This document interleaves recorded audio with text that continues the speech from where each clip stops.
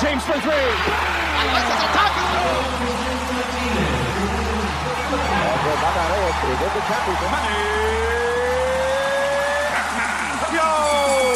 Puso at Lakas, Sports sa Pinas.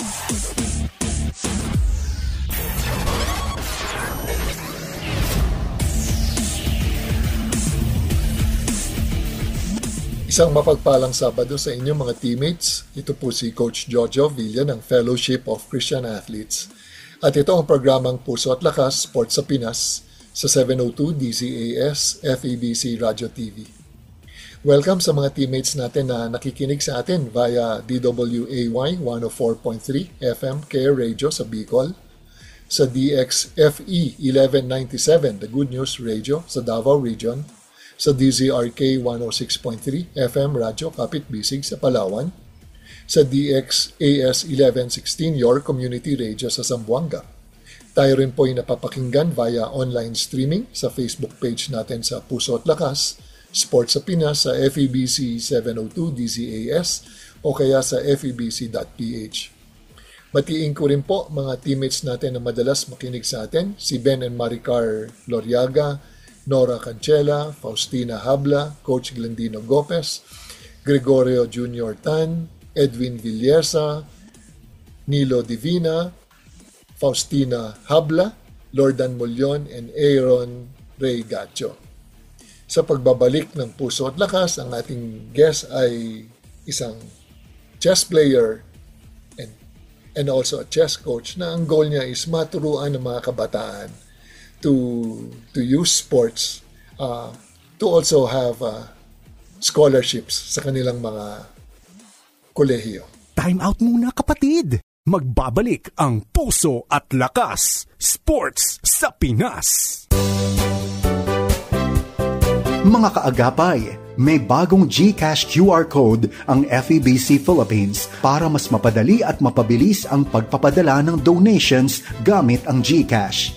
Kung hindi pa po kayo pamilyar sa GCash, ito po ay isang mobile app na pwede ninyong gamitin para magbayad ng bills, bumili ng load at magpadala ng pera. At ngayon, mas madali na ring makakapag-donate gamit ang bagong GCash QR code ng FEBC Philippines. Ang bagong QR code ay matatagpuan sa ating website, febc.ph, pati na rin sa official social media pages ng FEBC Philippines. Kung nais ninyong mag-donate gamit ang GCash, siguraduhin isave at iscan ang ating bagong QR code. Ito ay isang magandang paraan upang makibahagi sa ating misyon para mas marami pang maabot ng mensahe ng pag-ibig ni Hesukristo. Maraming salamat po at pagpalain kayo ng Panginoon. Ito ang 702 DZAS. 702 Agapay ng Sambayanan. Kasapi sa KBP, kapisanan ng mga broadcaster ng Pilipinas. Puso at Lakas, Sports sa Pinas. Pusong kampyon. Siya na nga, luha at galak. Mga sikreto ng marugdog na ensayo at pagtatagumpay sa larangan ng sports. Pusong kampyon. Magandang hapon mga kaagapay. Our guest is a different kind of athlete, no? Kasi hindi naman siya kailangan tumakbo, hindi naman kailangan mag-sprint, tumalon, pero malamang ginagawa naman niya yan as a form of exercise and training, no? But during the game, hindi naman niya kailangan tumakbo at tumalon at magpakita ng mga athletic moves dahil ang sport niya ay chess, no? And when we talk about chess, ang pumapasok sa isipan natin sa Pilipinas, si Eugene Torre, tapos nakalimutan ko yung isa, no? Ang naalala ko si Garry Kasparov, no? Yung Russia, no? And let's all welcome our guest. Chess ang kanyang laro. Si Coach Christian Medrano, pero nickname niya ay Chan. Hi, Chan. Hello po, Coach Jojo. Good morning. Good morning po. Christian, matanong ko ba paano ka dito napunta sa larong chess? Siguro po, elementary pa lang po ako, nakita ko si Papa at saka yung kapitbahay namin, laging naglalaro. Tapos lagi sila nagkakatawanan. Habang naglalaro kami siguro yung alam niyo po yung langit lupa, mga ganun ng mga kalaro ko. Nakikita ko sila papa naglalaro ng chess kasama yung kapitbahay namin. So, na-curious lang ako. Tapos unti-unti pinanood ko siya. So, doon po nagsimula yung aking curiosity sa paglalaro ko. Alam mo yung chess, kasi yung aking father, yung yung aking grandfather, the father of my mom, pupunta sa amin every Sunday. And ang gagawin lang nila ng father ko, my grandfather and my father, they would play chess. Pagdating yan, may chessboard. And then, yun yung kanilang no? And I also love chess, played chess. And hindi naman ako eksperto, no? But ang chess kasi talagang it's a game na kailangan, besides nagpa-practice, nagbabasa ka rin ng mga libro to learn about strategies, no? And I think ikaw ay naging varsity player, no? So tell us na from learning how to play, and then paano na develop yung iyong sharpness and skill into becoming a better player. Coach, kasi during the time ko kasi na batang 90s kasi tayo, di ba? Hindi pa masyadong uso yung mga libro. Ang mamahal ng mga libro sa National Bookstore no during that time Ngayon lang talaga na uso yung mga PDF books, yung mga YouTube, di ba? Marami ng mainstream content creator ngayon. So, hindi talaga ako natuto by the book. Natuto talaga ako yung tinatawag nating mga street fighter. 'Di ba? Meron kasi mga form ng learning sa chess. May mga natututo sa paglalaro mismo, on the board mismo natututo sila. May natututo sa pag-observe, tapos merong natututo sa pamamagitan ng self-study. So ako natuto ako coach sa pamamagitan ng yung street fighter nga ika nga. Yung talagang doon talaga ako na-develop sa mga kanto-kanto, kalye-kalye. Kasi wala namang hindi ko alam na may coach pala dati. Akala ko kasi tournament and kalye lang talaga ang paglalaro ng chess nung bata ako. Yeah, and dun mauhon yung skills mo, no? Sa Baguio, where I live now, no? May nakita ako along, di ko alam, session, no? Pababa ng session, sa isang park. Nandun sila, mga naglalaro ng chess, no? And before, nung nasa Manila ako, meron naman dito yung mga, parang, hindi ko alam kung mga hustler ang tawag doon, no? Yung, in 3 moves, pag nagawa mo to, may bayad ka. But, as long as your mind is being challenged, doon ka gagaling eh. And then, dito ba, because of playing chess, ikaw ay napunta, ikaw ba ay naglaro ng high school chess team? Nasama ka ba doon? Coach, hindi na po ako nakapaglaro ng high school kasi during my high school days, nag-transfer kasi ako sa Pasig. Valenzuela to Pasig for the meantime. Kasi nga laging baha dito sa Valenzuela. Laging walang pasok, ganun. Tsaka yung klase namin 4 days a week lang. So, ganun ka-congested dati yung mga student dito during the time of 2003. Mga ganun po. 2003, 2004. Sobrang congested. Kaya, napilitan ako mag-aral sa Rizal High School. Hindi ko alam na may chess team doon. So, hindi ko po alam talaga na. So, nakahinto talaga ako sa paglalaro ko nung time po na yun. Hindi na po ako nakasali ng high school chess. Naglalaro ako pero wala talaga akong makalaro eh. Wala po talaga nung high school days ko.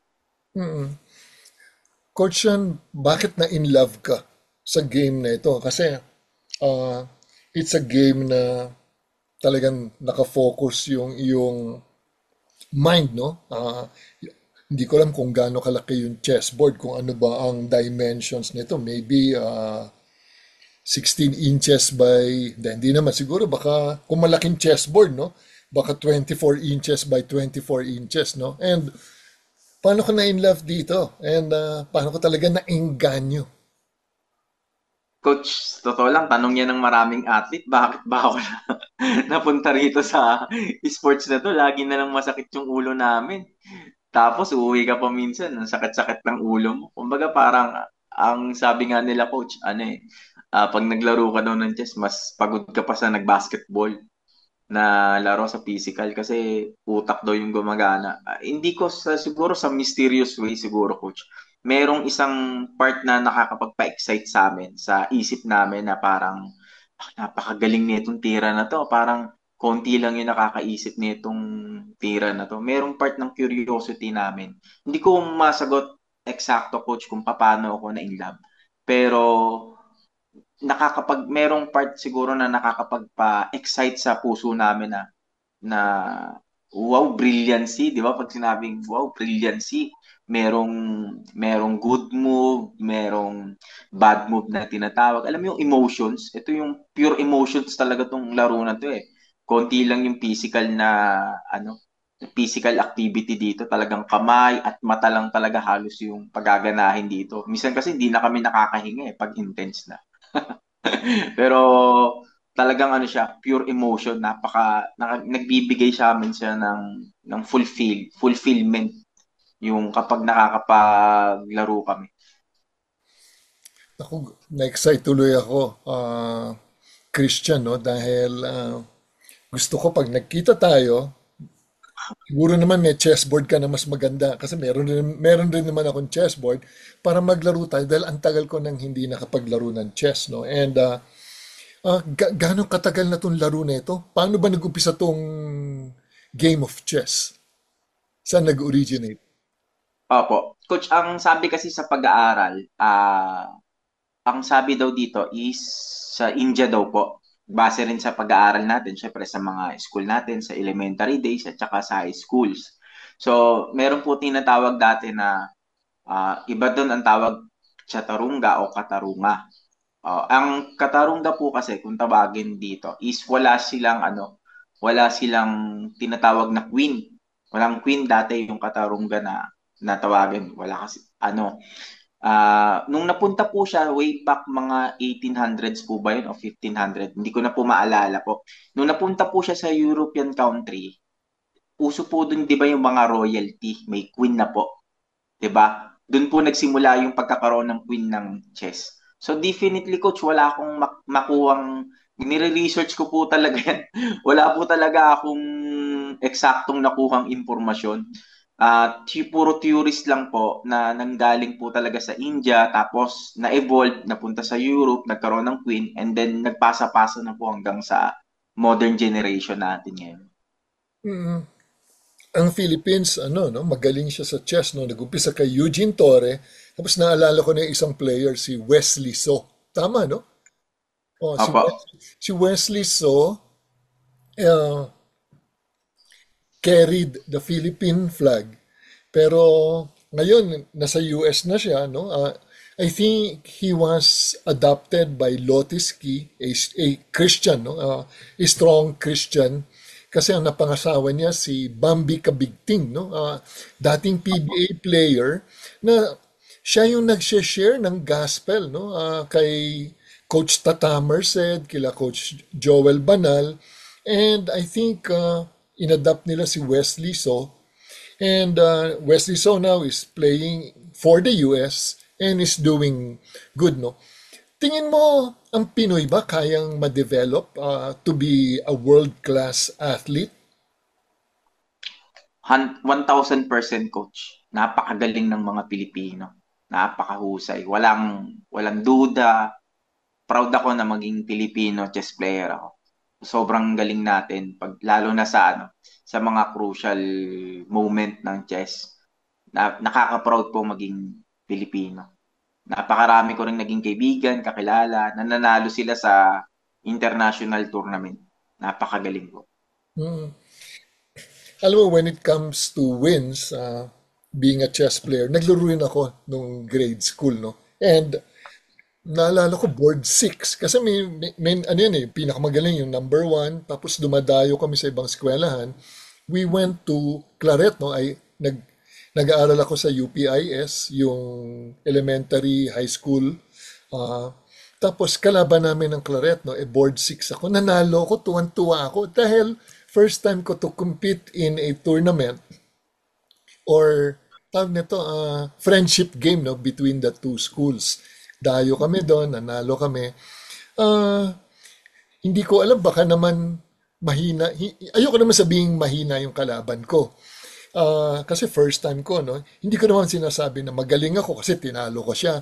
Pero siguro baka yung level of appreciation namin sa game, hindi pa ganun kagaling kasi mga grade 5 lang yata kami, grade 6. And I enjoy playing chess, but when kalabang ko na grandfather ko, tas kalabang ko na yung father ko, nung tinatalo ko na sila, nahinto na. Kasi uh, nawala yung level of excitement. Hindi ko naman sinasabi na nilalampaso ko yung daddy ko. Siguro kung matalo ko siya, siguro in 10 games, tinalo ko siya ng 4 games, 5 games. Alam mo yun, parang wow, medyo may na-attain na ako ng konti. And hindi ko alam bakit hindi nagtuloy-tuloy. Paano ba dapat magtuloy-tuloy yung interest dito sa sport na ito? Coach, ano talaga it's a matter of calling para sa akin yung paglalaro ng chess eh. Kasi ang dami ko na rin naging estudyante na, in fact, mas marami akong naging estudyante na huminto kaysa nagtuloy. Talagang, pero pag nagtuloy naman kasi, talagang nag-excel talaga sila ng husto. Talagang nag-aano sila, nagtawag doon, nagiging athlete sila o nagiging champion sila sa mga tournament. Pag talagang nagtuloy po talaga sila. Minsan kasi meron tayong tinatawag na premature stage pa yung mga bata, inaalam pa nila kung ano yung gusto nila sa buhay, 'di ba? Minsan may mga estudyante ko ngayon gusto nila mag-badminton, gusto nila maging singer. Bakit? Kasi kaya lang pala sila napupunta sa chess kasi nandun yung kaibigan nila. Tapos mukha daw matalino, mukhang genius, ganun. Pero at may sa experience ko, coach, calling talaga siya. Hindi siya yung ginugusto talaga. Talagang nasa dugo natin yan na pagiging atleta natin kung anong sports yung pinili talaga natin. Tsaka minahal talaga. Naniniwala ako sa sinasabi mo, no, Christian, no, na yung iba talagang called to be a chess player and then would excel in that sport kasi dun sila nilagay ng Panginoon, dun sila binigyan ng talino, dun sila binigyan ng disiplina, in the same manner na others are called to play basketball, others volleyball, others pickleball, which is a new sport, no? But ano tingin mo bakit gumagaling ang isang atleta na galing sa'yo or galing sa coaches? Ano ang mga magagandang katangian sa isang atleta para umunlad na isang successful chess player? Siguro, coach, napakalaking factor talaga ng discipline. I think discipline is number one rule talaga para mag-excel tayo. Second is yung nasa circle natin. Kung sino yung mga taong nasa paligid natin. Kasi napakahalaga talaga ng yung sino yung nag-i-inspire sa'yo, kung sino yung nagpo-push sa'yo. Kasi pagkasama mo, talo ka na naman. Lagi ka na. Di ba parang nakaka-degrade sa mga bata yun? Lagi silang nakikritik sa maling paraan. Nasa stage pa lang sila ng pag-aaral nila ng chess o ng kung anong sports. So talagang napakalaking factor talaga, coach, ng yung paligid natin na nakakapag-empower sa atin. Parang hindi man nila tayo directly ma-equip kasi konti lang po talaga kasi yung nag-excel sa laro na to eh. Tansya ko nga sa 100 tao, minsan wala pang isa eh. Minsan wala pang isa yung nag-excel. Pero kung talagang iisipin po talaga natin. Sa akin po, kasi based talaga sa experience ko, napakalaking factor ng mga kaibigan ko na lagi kong kalaro, lagi kong kasama, dumadayo kami. 'Di ba? Uso pa kasi dati yung dayo-dayo ng barangay. Hindi pa po dati, coach, uso yung mga club. Dati hindi pa po uso. Dito po, bawat barangay talaga halos meron na po dito sa amin. Hindi, although na hindi naman yung tinatawag po dati na, uy, dayuhin natin yan. May matanda doon. Magaling yan, di ba? Dati, Dati coach, pag sinabing, oh, nakatalo ako ng matanda, di ba? Parang makaramdam natin fulfillment yun. Pero ngayon coach, sa henerasyon natin ngayon, ang iniilaga na ngayon yung mga bata eh. Yung mga ganun. So, it's a matter of kung sino yung circle of people natin. Kaya tayo nag-i-improve. Kasi kung sino yung magtuturo sa atin, yung napakahalaga ng supporting system natin. Napakahalaga. Coach Christian, no? Nakuha ko dalawa. Number one, kailangan disiplinado. Hindi lang naman as an athlete na kailangan natin ng disiplina, no? Siguro as a person. And I need tons of discipline kasi maraming distractions, no?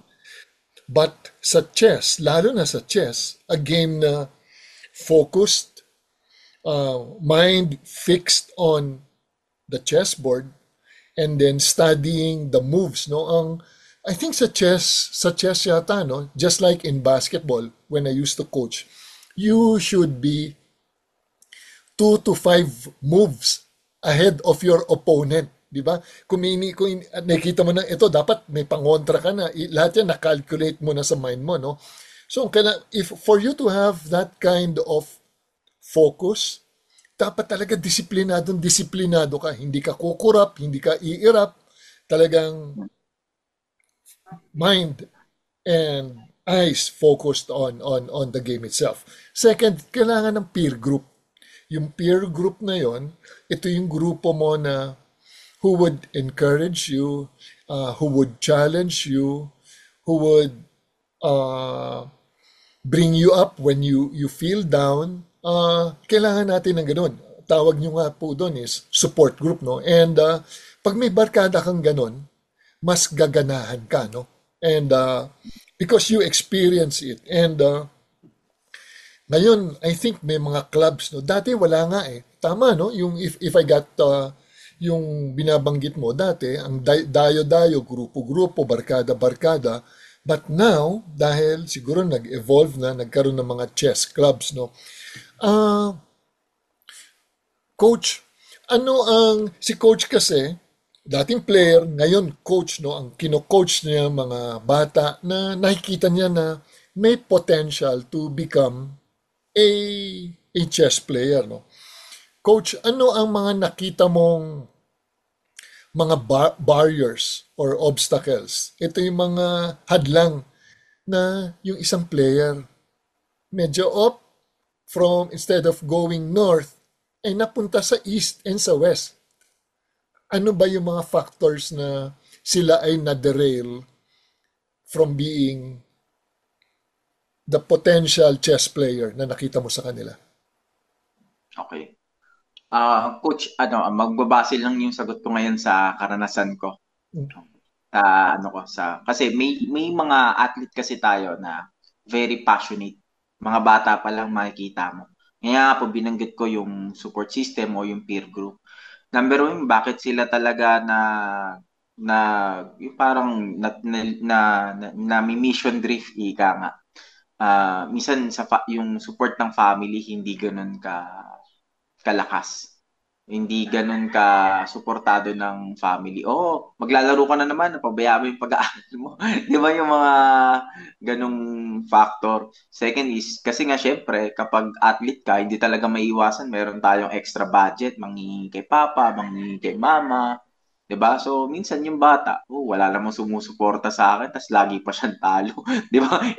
Kaya yung mga athlete talaga na nabubuhay, yung mga nakakasurvive, talagang nag-i-strive talaga sila na maging champion kasi ayaw nilang balikan yung mga pagkakataon na yun. Kaya grabe yung mga story ng mga champions natin eh. 'Di ba? Talagang makikita natin na talagang tawag doon nag-excel talaga. Merong isang world champion ako na nabasa yung kanyang istorya, coach. Si Wilhelm Steinitz. Yan. Kung tawagin ay siya yung first world FIDE champion. Mga bandang 1900 siguro yun o early pagkatapos yata ng 1899, mga ganun po yata siya naging champion. Hindi ko na po maalala yung exact date. Ang istorya niya is mahirap lang talaga yung pamilya nila. Nasa European country po kasi sila. Hindi pa naman po ganun kayaman dati Europe, 'di ba? Ang European country. Ang nanay niya at saka yung mga pamilya niya, pamilya sila ng mga mananahe. Mga ganun po kasi 'di ba siguro uso yung mga taglamig, 'di ba yung mga jacket, gano'n. Talagang wala silang pang support doon. Pero si William Steinitz, nakitaan siya ng potential sa paglalaro hanggang sa nakarating na siya sa iba't ibang mga lugar. And napakalaki ng ambag niya sa chess ngayon sa kasalukuyan. Kung tawagin nga siya parang father of modern chess. Kung tawagin siya yung first world champion natin yan. Kasi yung kung titignan natin yung mga moves niya kami, ina-analyze namin yung mga tira niya. Pero kung titignan natin, merong istorya sa likod nun na hindi siya sumuko sa pagiging athlete niya kasi kung sumuko siya, hindi siya magiging Hall of Famer ngayon. 'Di ba? Hanggang hindi niya yata alam na hanggang ngayon ina-analyze pa rin yung tira niya. Hindi niya alam na kinikilala pa rin siya ng buong chess community kahit sa ang bansa. Hanggang ngayon ina-analyze pa rin yung mga content creator, binablog pa din yung laro niya. So, minsan nabablog yung mga laro na yon, nabablog.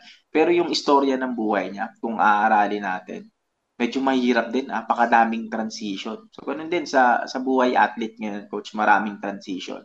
Kaya siguro sa mga athlete ngayon na pakiramdam nila, walang support yung family nila, walang support yung nasa paligid nila, wala talagang ibang tutulong sa atin kundi sarili lang natin. Talagang tayo mismo yung maghahanap ng paraan paano tayo tawag doon, mag-excel sa laro na yon. Paano tayo magiging champion sa sarili nating buhay. Yun talaga. Sarili talaga natin yung number one supporter natin. Syempre, una, Panginoon. Pinagpipray talaga yan sa Panginoon. Lord, tulungan mo ako. Siguro, kung wala akong nakikitang suporta sa pamilya ko, sa mga kaibigan ko, kinukutsa pa nga ako. Kasi lagi nga naman akong talo sa school, walang suporta. Nandiyan naman ang Panginoon na dumudinig talaga siya sa mga prayer ng mga para sa iba simple lang to, pero para sa mga athlete parang gusto ko talaga to. Ganun, coach, parang si Lord talaga yung nagbibigay sa atin ng courage para ituloy yung mga bagay na dapat nating ituloy. Coach Christian, ang nakuha ko, number one, it is because of yung katayuan ni, ano first name ulit? Ni Steinitz? Wilhelm Steinitz. Wilhelm Steinitz, no? Naging motivation niya to continue, to persevere, to endure, is yung kahirapan sa buhay, no? And sabi mo nga, lahat ng mga champions may mga backstory, no? And for him to get out of sometimes yung poverty, no? Poverty drives you to aspire for something, no? Something higher, no? And ang ginamit dito ni Wilhelm Steinitz is using chess. Doon niya finocus yung kanyang energy, plus na kung ito nadaanan ko yung mga paghihirap sa buhay, itong game na ito, madali, kaya ko to. Kasi all I have to do is play the game, mind focused on it, and then concentrate, no? I was reading yung Hebrews 12 yesterday, no? Sabi nga doon sa Hebrews 12:2, no? Sabi nga let us run the race, no, with endurance, the race that is set before us. Yun ang naisip ko kay Wilhelm Steinitz, no? Run with endurance the race that is set before us, that is set before him. You have to endure everything until umabot ka sa finish line, no? The race nga, yung race, di ba, may start and may finish, no? So, ang nakita ko doon sa kwento mo is yung strong will, no? The heart of an athlete to persevere amidst all that is happening, no? siguro wala ka na tayong pagkain minsan, napapagalitan pa tayo, yung ating magulang sorry no, sa mga magulang nakikinig, minsan hindi supportive sa kanilang mga anak. Sasabihin nila, ayan na naman, basketball na naman, badminton na naman, chess. Hindi natin alam, Coach Christian, na ito pala yung passion. Yung passion na yun, passion ng bata, ibinigay ng Panginoon dahil passion comes from God, no? Yung coming from the heart, and we are inspired to do something because the Lord has blessed us to do it with passion. To all out, no? Sa akin no, naging coaching basketball. Kay Coach Christian is playing chess, no? Kay William Steinitz is playing chess. So, the heart of a champion sometimes is molded by the surrounding and because also of yung life stories, no? And Coach Christian, meron ka pa bang ilang alam na storya na because he became a champion because of what he or she was going through? Marami pa po, Coach. Marami pa pong kasi minsan nagbabasa tayo ng siguro, Coach, sa mga Filipino grandmaster na lang. Siguro Okay. para medyo mas maintindihan ng lahat. During the late, meron akong kaibigan. Ang nagkikwento sa akin nito, Coach, si Rick, namimiss ko sa actually, si Rick Paragua. Tatay siya ni GM Mark Grandmaster Mark Paragua. Nung college days ko, lagi kaming nasa SM Manila noon. Nasa SM nagkikwentuhan. Sa kanya talaga, hindi ako na-inspire maglaro kay Sir Rick Paragua. Na-inspire ako mag-coach. Kasi nakapag-raise siya ng Grandmaster na engineer po kasi siya, si Sir Rick Paragua. Nakapag-raise talaga siya. So, kwento niya sa akin yung struggle ng anak niya, struggle ng kung paano naging grandmaster yung anak niya, kung kani-kanino daw sila lumalapit para masuportahan yung anak niya, and nakita niya only few people na yung parang susupport ganon. Pero nung nagkaroon naman tayo ng bagong grandmaster, pambira, grabe talaga po, si GM Mark Paragua. Alam ko nasa US na po siya ngayon eh. Hindi niya lang po ako personal na kilala, pero yung tatay niya very close sa puso ko kasi ilang taon kami magkasama nun. Napaka tagal. Talagang alam niyo po yung parang sa pagiging athlete dito sa Pilipinas. Hindi ko alam kung minsan dito kasi sa atin hindi naman priority talaga yung mga sports lalo na yung chess namin, Coach. Makikita niyo yung mga player natin na magagaling nasa ibang bansa ngayon. Nandun sila doon sila naglalaro at saka nag-excel kasi nga po dito mismo sa bansa natin hindi siya masyadong recognized kasi maraming priority pa na dapat unahin yung country natin eh. Pero one thing na nakita ko na kung bakit nagmamigrate sila is yung support talaga ng yung bansa talaga natin. Nakita ko si Coach Rick dati, si Coach Rick Paragua. Ang dami niyang kwento sa akin. Ang tawag doon, yung pumupunta siya sa mga politiko, nabibigyan daw sila para panlaro niya sa international. Pero po nung nagkaroon po talaga tayo ng bagong grandmaster dati, si Mark Paragua, nagja-champion po sa Russia. Imagine Russia, Coach. Russia. Ano po ba ang Russia? Doon lang naman sila Kasparov, sila Karpov, mga home of champions po yun. Biri mo, magkaroon tayo ng ganong champion. Nakaka-proud po talaga maging Pilipino nung naging grandmaster si GM Mark eh. Tsaka meron pa po dyan ang tawag po doon, bukod kay Eugene Torre, sila Julio Sadora, yan. GM Sadora. Tinatablahan niya si Magnus Carlsen, yung former world champion po natin. Imagine Filipino, 'di ba? So, marami po talagang istorya ang mga Pilipino na mahihirap, pero talagang pag nakalagpas po sila sa sandali ng nakakapag-inspire sila ng maraming athlete dito. At saka padami ng padami po yung athlete natin sa sa Pilipinas. Nandiyan sila WGM, Janelle May Fraina. Yan, mga inspirasyon niya ng mga babaeng chess player ngayon. Napakadami pa po, coach. Napakadami. Ang kailangan lang, no, Coach Christian, is yung support, no, financial support.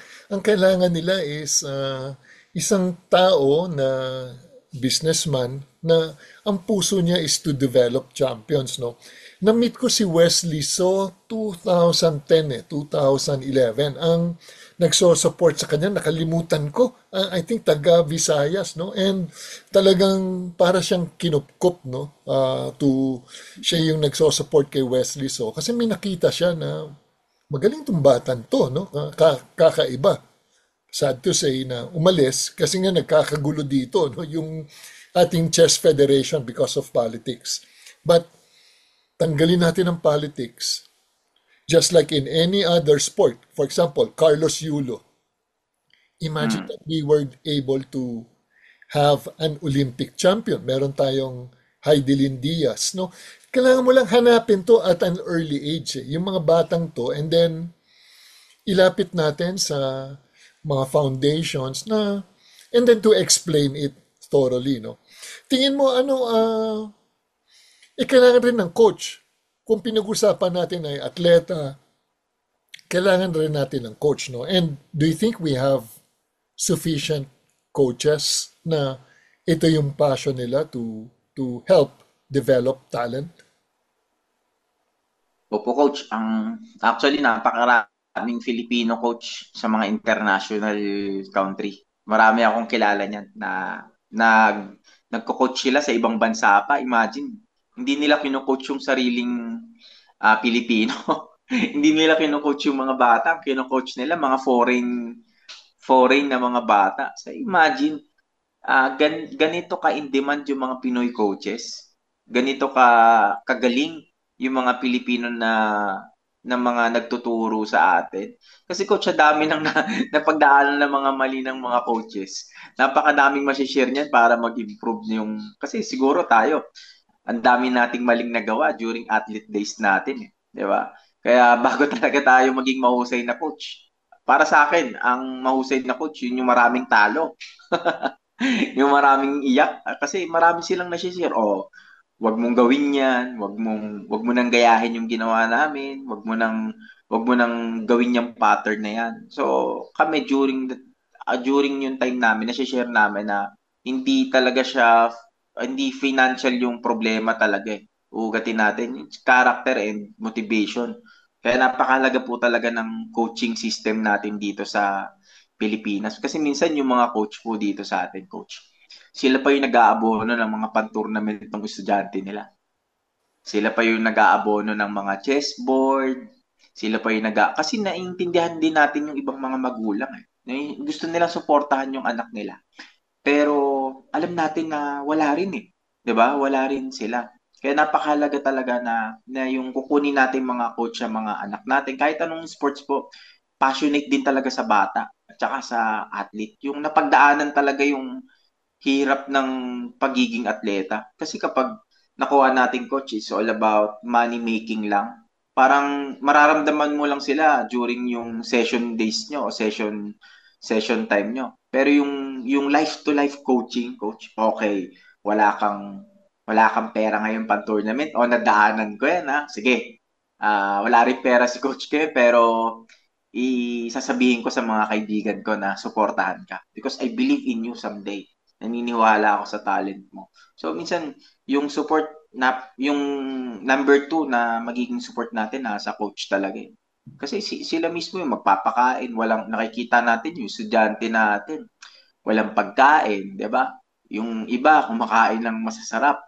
Yung nandun kumakain ng Skyflix nasa sulok. 'Di ba? So parang nadudurog yung puso ko as coach. Kaya ngayon po, Coach Jojo, dinidevelop ko yung mga estudyante ko na matuto kayong magbigayan. Kung ano yung pagkain ng isa, pilitin nyo na may contribute nyo yan sa iba. Kasi napagdaanan ko yun eh. Yung parang ang sarap-sarap ng kakain nila. Tapos ako parang wala rin minsan, 'di ba? Dati ko during college days eh. So nagtatago pa ako dun sa nagtatago. Alam niyo po coach yung Times Plaza diyan sa may Luneta. So diyan sa may tandaan niyo po yun, sa may UN Avenue. United Nations Station, di ba? United Nations Station sa UN. Nagtatago po ako diyan, kumakain ako ng pudding. Kasi mabigat sa tiyan yun eh. Mabigat sa tiyan yun. So, para na-experience ko po yun, coach, na napakahalaga ng coaching experience natin para mag-develop ng mga new generation athletes. Kasi naiintindihan ko yung kalagayan nyo. So, ako, bilang napagdaanan ko, sisikapin ko na ma-comfort kita sa bagay nito. Basta galingan mo lang. Coach Christian, number one, importante yung magulang. Kasi ang magulang ang kailangan magsuporta. Kung walang suporta sa magulang, mahirap umandar yung sasakyan, no? Yung atleta, no? And yes, nakita ko rin yun. Kasi bilang coach and athlete before, alam ko kung ano yung pagkukulang ng magulang ko dahil hindi nila naintindihan, no? I think yung mga parents, kaya minsan kulang ang suporta nila besides the fact na siguro kakulangan sa financial, no? Yung budget nila nasa ibang priorities. Hindi nila naintindihan na yung passion and yung puso ng bata because he loved any other sport. Pangalawa, yung coach, no? Yung coach nga, totoo yun na minsan abonado na, no? Tawag nito, hindi nga abogado abonado na. Coach na, abonado pa, di ba? But it brings fulfillment, no? Sa isang coach, no?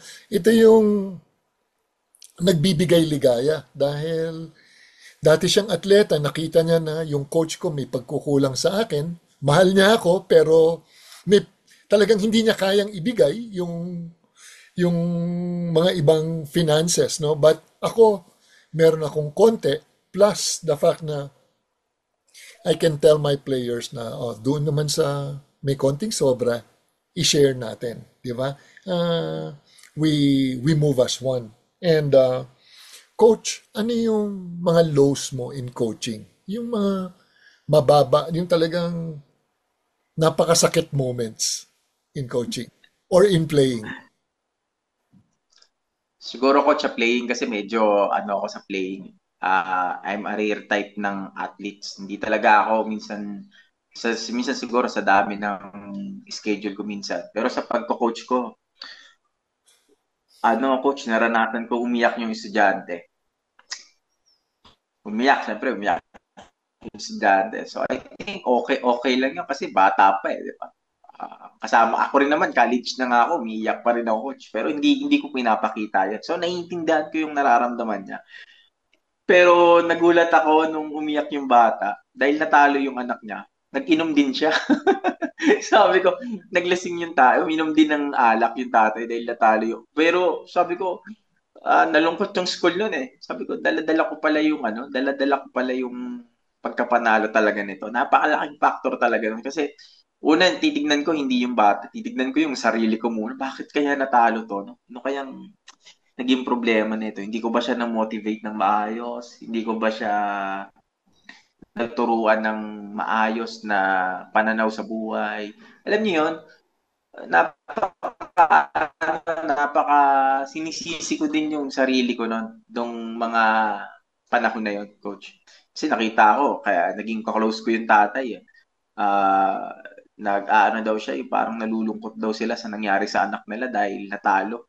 Sabi ko, para sa akin kasi, sanay na ako sa mga ganyan eh. Sa tagal ko nagko-coach din eh. Sanay na ako yung mga estudyante ko natatalo. 'Di ba may mga bata na, "Coach, talo tayo." 'Di ba? Parang okay lang sa kanila.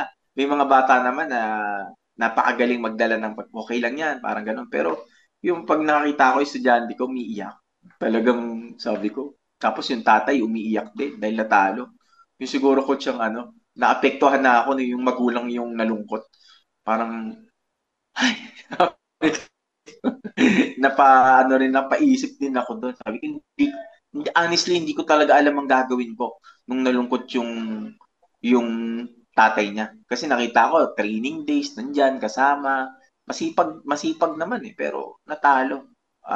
Siguro, kailangan kong pag-aralan kung sa mga susunod na mangyari to, alam ko kung anong gagawin ko.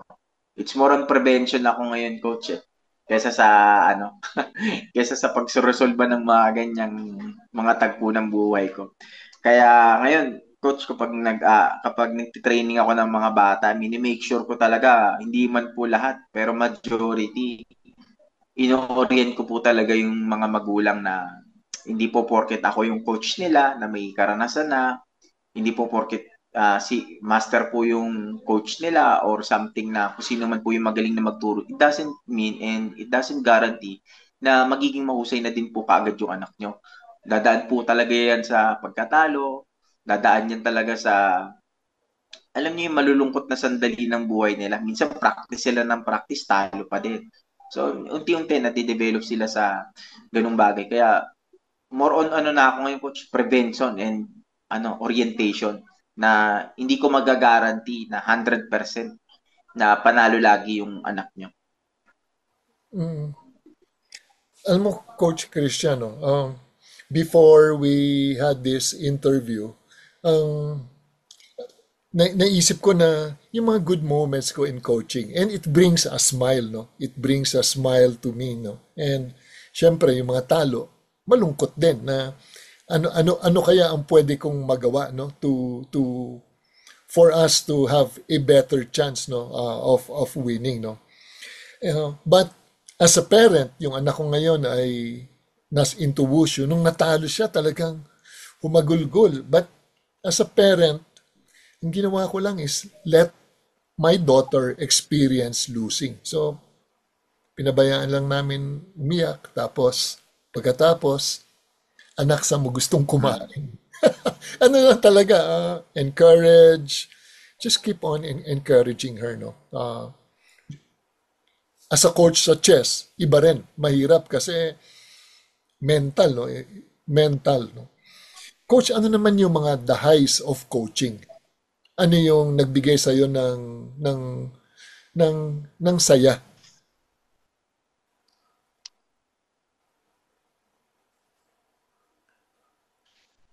Opo. Coach, siguro pag nakikita ko yung estudyante ko na na lumalaki na tsaka nag-excel talaga sila sa larangan na pinili nila.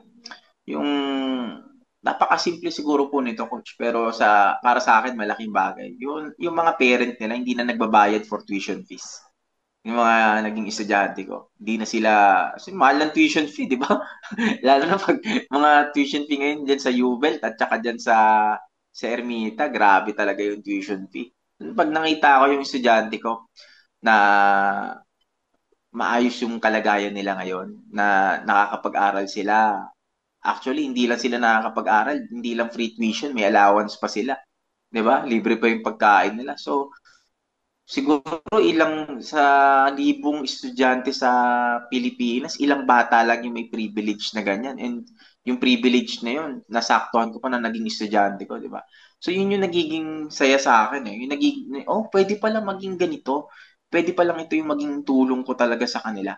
Na maybe hindi ko sila matulungan financially. Na, syempre coach, iba yung 50,000 na tuition fee. Iba yung 60,000 na tuition fee, di ba? So, napakahirap po nun. Pero yung bigyan mo sila ng skills, turuan mo sila kung paano maging isang athlete. Yun po siguro yung nagbibigay sa akin ng saya. Tsaka, yung pinaka-fulfillment talaga ng pagiging coach ko, nakita ko na nakakilala sila sa Panginoon. Napakalaking bagay nun. Nag-worship sila. Yung nakikita ko na sila rin mismo nag-share ng gospel. Siguro coach, yun po siguro yung pinaka nagiging source of joy sa pag-coach ko. Coach Christian, binanggit mo na the benefits of being under the Christian Medrano School of Chess. Sila ay nabigyan ng pagkakataon to have scholarships. Mga ilang players ang nagkaroon na ng nakapunta sa kolehiyo sa'yo, mga tingin mo mga ilan? Because of being a varsity athlete for the chess team. Konti pa lang po, coach. Siguro, kung bibilangin ko lang sa daliri ko, mga 5. 5. Not necessarily sa, sa college. Ano po? Madami na yun kasi imagine na yung 5 yun natulungan mo yung kanilang mga pamilya, no? Yung effect nun, the money that could have been spent to them pupunta sa kanilang mga kapatid. So ang natulungan mong pamilya nagtitrik siya no? Nagsasanga-sanga siya, di ba? So yung anak na yung parent na nagsa-struggle to make both ends meet, mag-free up yung isang gastusin, mailalagay ngayon nila sa isang anak nila, no? So may kita mo na 5 atleta, so 5 mga kapatid nila ang mabibigyan niya ng opportunity to study, di ba? And nabanggit mo si Lord, no? Na you also share the gospel to them.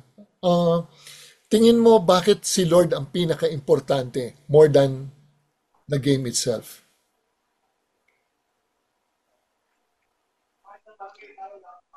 Kasi coach, kung sa amin sa konteksto ako ng paglalaro ng chess, kaming mga chess player, pag namamate yung hari namin, malungkot kami. Di ba? Parang sabi ko, parang failed 'di ba? Pero mabuti ang Panginoon kasi nagpakilala siya sa atin. Yung namatay yung totoong hari natin. Lahat tayo naging masaya which is Jesus Christ.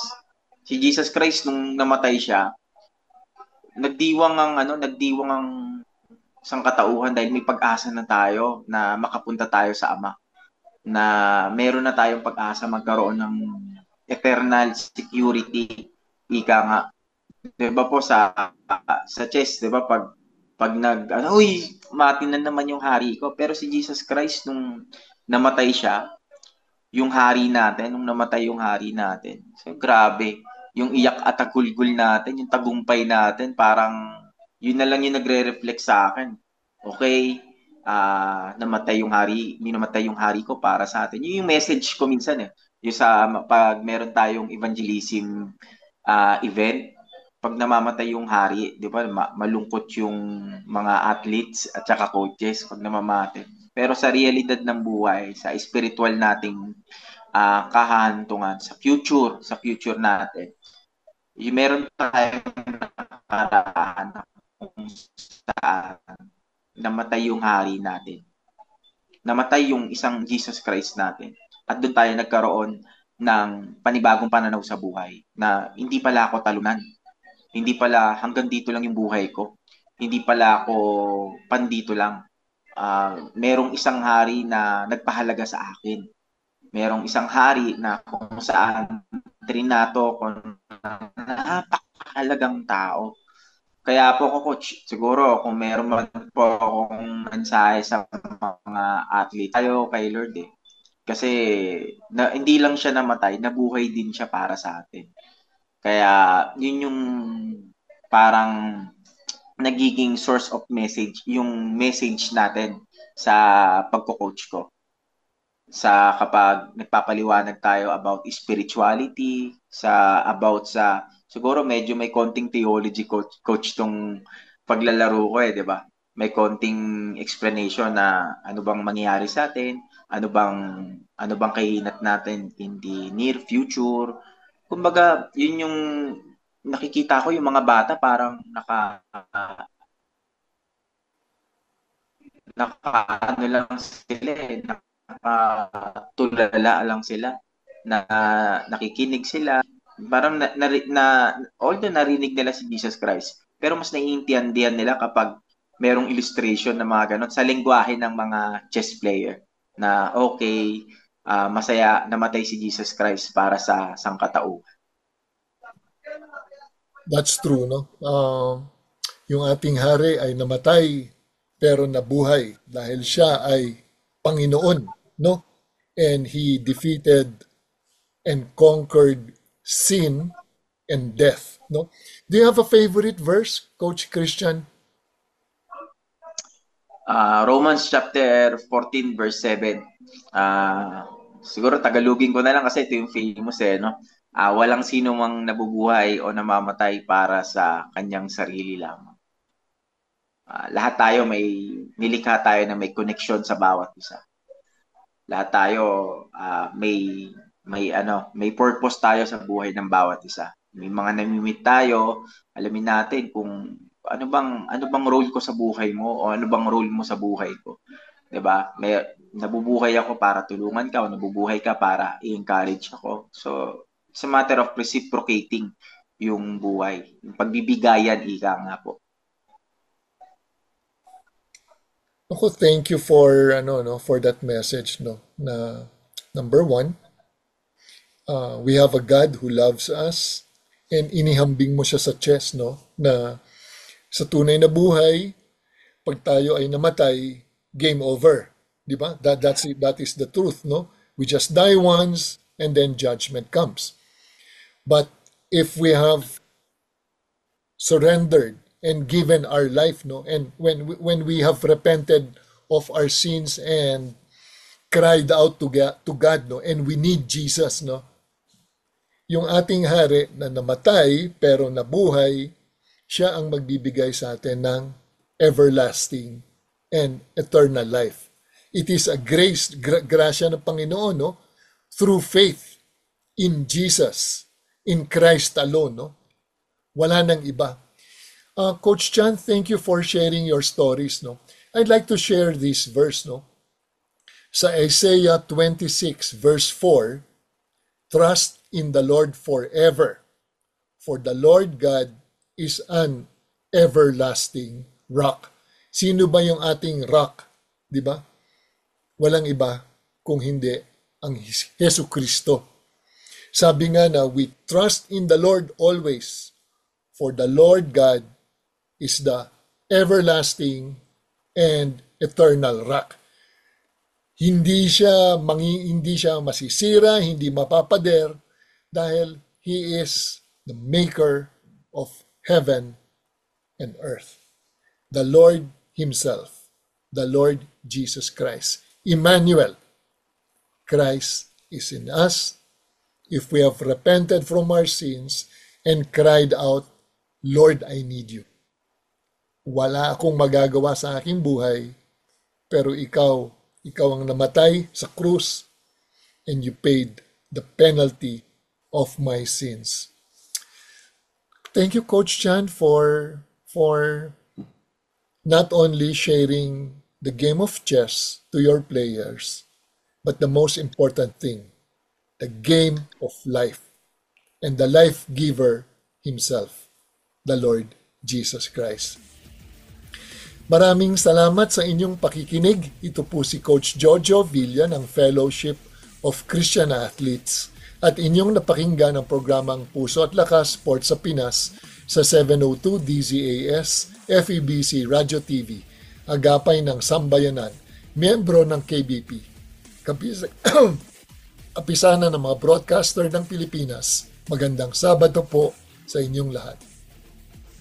God bless you, Coach Chan. Thank you po.